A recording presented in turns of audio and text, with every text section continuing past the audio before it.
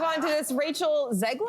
Am I getting that right? Zegler had a few choice words for Swifties and anyone overanalyzing Taylor's life online. In an interview for Teen Vogue, Rachel said, "It's wild that you're talking to her like you know her. Go spend your time learning a craft, touch some grass, or kiss a girl instead." So do we agree with Rachel's assertion that there's an unhealthy obsession with fans, and in particular sometimes with Taylor Swift fans? Every time I feel Rachel's name comes up, I got something to, negative to say, but I'm just gonna open her eyes to something. Things have changed a lot, and the internet has supersized and intensified a lot of things, and fandom is one of them. Because if we're talking back in the 90s, let's use Rob Lowe, for example, because we were just talking about, if you were a fan of his, the only way you had access is you had to go to the corner store, buy yourself a teen magazine, and that was the only way you were gonna get an image of him. The information that was given was like his zodiac sign, his hobbies, how many siblings, and that was it. And that place you could write it a letter to. P.O. box, where you could become like a fan, right. and you might get a signed photo, and that was it. And then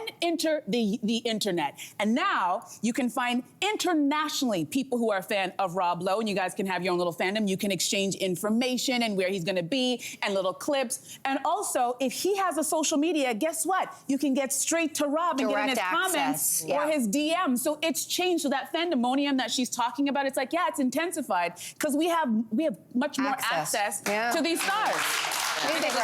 Yeah, no, I agree. I think it's definitely festered what was already always a phenomenon. Like, I think about the Beatles and like how people would like track down their tour bus and like wait outside their hotels. And like, this is something that's always existed if you were fanatical enough. Yeah. But I could see how the internet as like a forum just intensified everything, made it much more transparent for us what is happening. Yep. I think though also on the Taylor Swift part specifically, like if you follow her, you know she does stuff where she like says she plants Easter eggs, that she reads your comments. She does these things to kind of like, she wants people. Yeah. That said, a lot of the characteristics of the criticisms that she gets and like of the people thinking they know her are like, is she secretly a bad person? Like more stuff that I feel like is rooted in misogyny than like, for men it's always like, we hate their girlfriends. But like for the women it's often like, is she actually a jerk? And like that is something I think that is maybe the problematic bit. So true. Yeah, I was gonna say there is a gendered component to this because even though Rachel herself is a young woman, this is something that is very natural and normal. Not only has it been happening since the beginning of time, this is a natural, healthy part of development, especially for girls. And I hate how culture always demeans what young girls are into. We love to do that, whether it's chick lit, you know, or whether it's just this, girls though, who you know experience extreme fandom. You look at sports fandom and you look at the nerd fandom. Yeah, but there's to a me, whole community of people who know everything. But they're serving the same purpose is my point, is that if you take a look at, you know, the healthy part of development, a young girl is supposed to sort of slowly start to pull away from mom and dad. That's actually healthy, even though it's heartbreaking.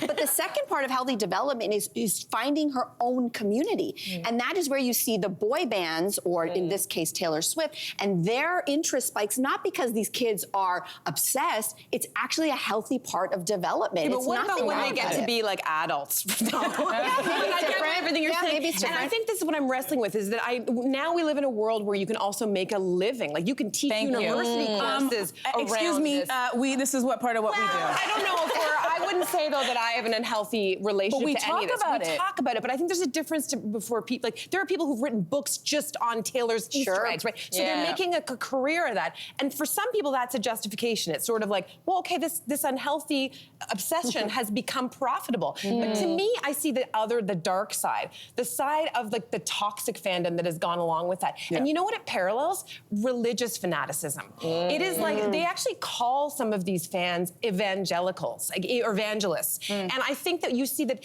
the flip side of it is if you are obsessed with this person and you can see that they do no wrong, then you're gonna be constantly looking for the person who doesn't like them or who is maybe competition for them. And then we see those toxic pylons. So I think that anytime that's true with Olivia Rodrigo. It's like Swifties don't like Olivia. You're not allowed to, right? So I think that I think there is some merit to this article and the idea of getting out, touching the earth, connecting with real people, and becoming, you know, a little bit of that. Hey, you, come a bit closer.